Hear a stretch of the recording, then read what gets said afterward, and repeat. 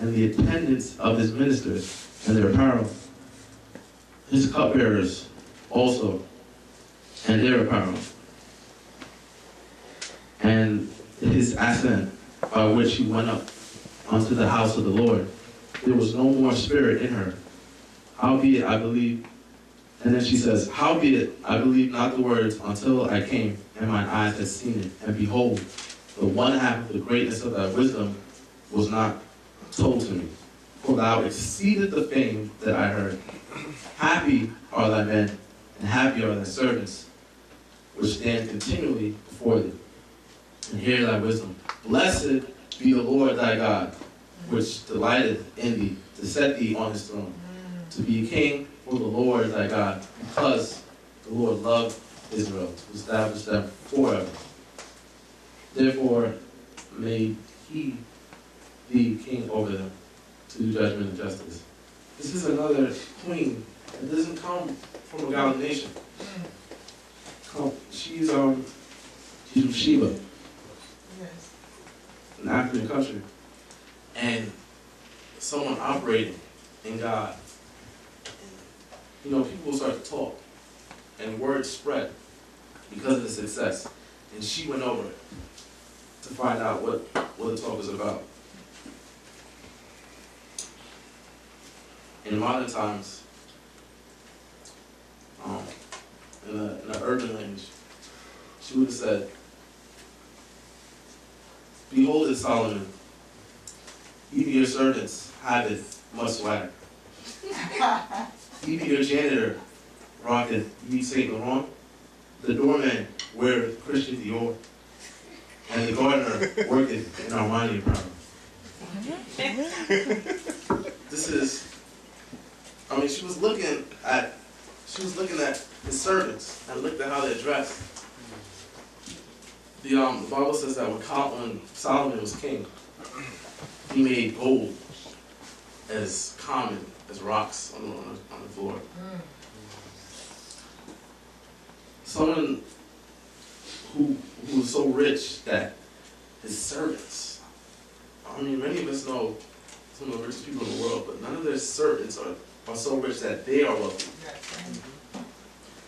And this is just, and mind you, he never asked for riches, but because he operated in God's will, it was added unto him. When the world gives you success, there's often a price to pay for it. He named countless celebrities that have lost themselves, lost their health, and eventually lost their lives. Literally, that's why the term comes from selling your soul for the talent, their God-given talent, but they chose to operate in the world as opposed to in God, and they lost out. There's a huge price to pay. That, in the end, from all their profit, in the end they lose. That's why the Bible says, what does it profit a man to gain the whole world and lose their soul? It doesn't matter how much money you have if you don't have sanity. But God, when he blesses his people, it's his delight. He finds joy in making us successful. Amen. And he gives us all that we need and more to be the best that we can be. The Bible says a royal priesthood, not just a priesthood, but a royal priesthood. Yes. And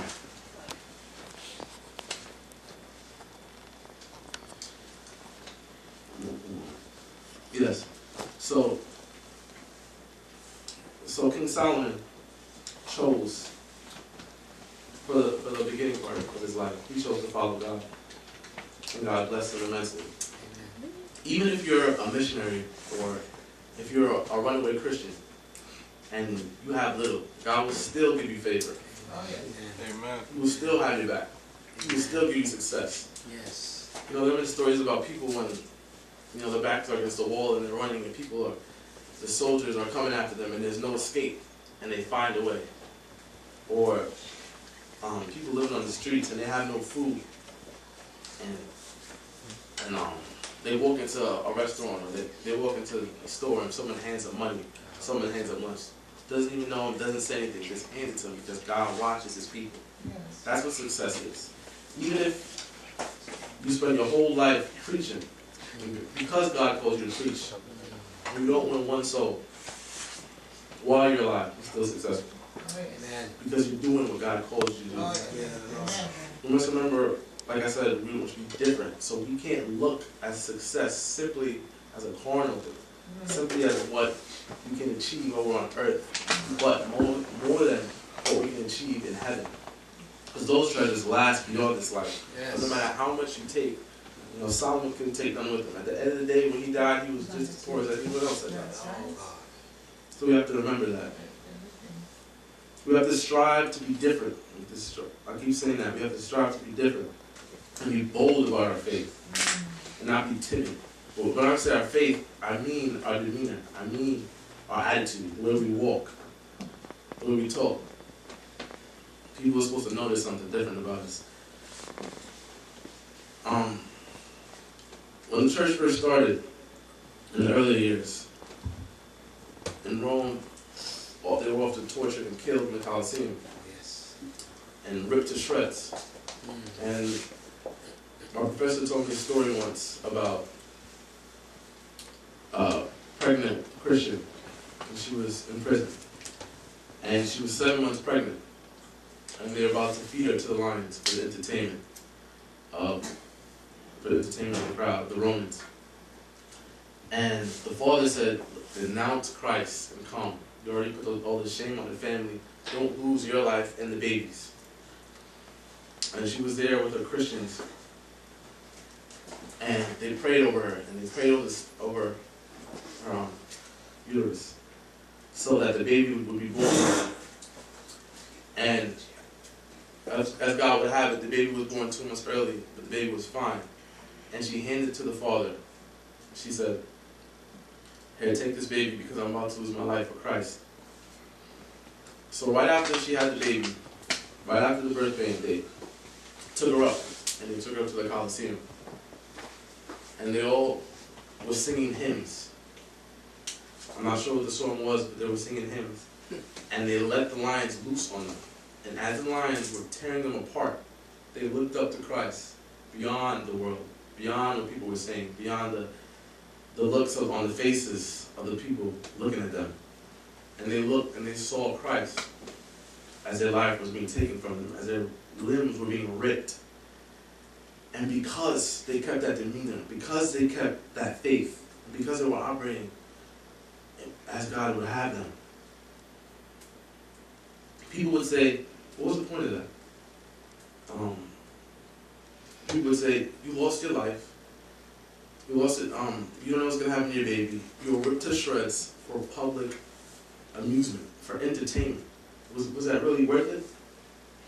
But while they were being ripped, people in the stands were so moved by their demeanor. They were so moved by their faith that they got up and turned and said, I will follow that God. They said, I will also sing those hymns. I will believe in that God. Because if they would stand there and lose everything for this God,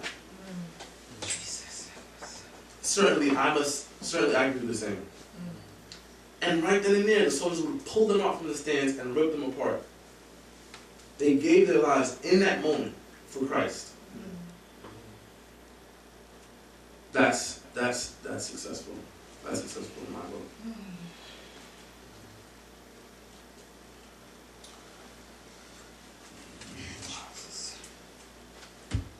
And if you turn with me to 1 Corinthians chapter 10, verse 31.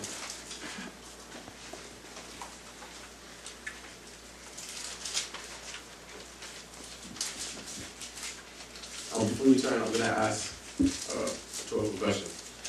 When do we praise God the most? When do we do the majority of our praising?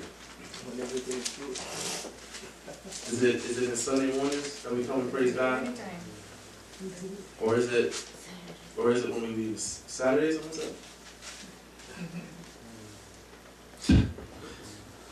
1 Corinthians chapter 10, verse 31 says, whether you eat or drink or whatsoever you do all to the glory of God. Amen. What does that mean? It means anything you do it to the glory of God. In everything and anything you do. Romans chapter 12, you have to turn to verse 1. I beseech you therefore, brethren, by the mercy of God, that you present your bodies as a living sacrifice. So if we are the priests, we are also the sacrifice. But we're living, so we don't have to be slain, because Jesus was already slain for us. Holy and acceptable. What else is holy and acceptable except for sacrifice unto God? Which is your reasonable service? And be not conformed to this world, but be transformed by the renewing of your mind, and you may prove what is good and acceptable and perfect will of God. That means we're praising God wherever we go. Amen. As we leave, we're praising God.